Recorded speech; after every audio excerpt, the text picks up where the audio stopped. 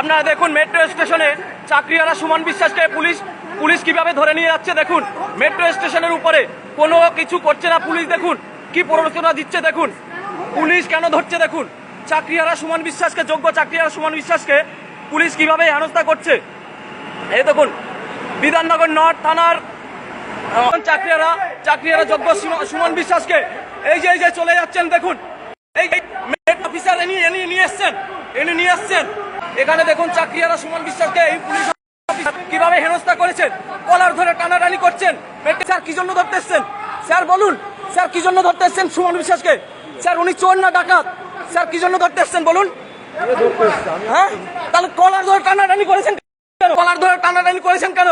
চাকরিহারা সুমন বিশ্বাসকে চাকরি রেখেছে আপনার দিদি, আপনার এসএসসি, আপনি কেন কলার ধরে টানাটানি করেছেন? আপনার কি রাইট আছে মেট্রো স্টেশনে যে কলার ধরে টানা?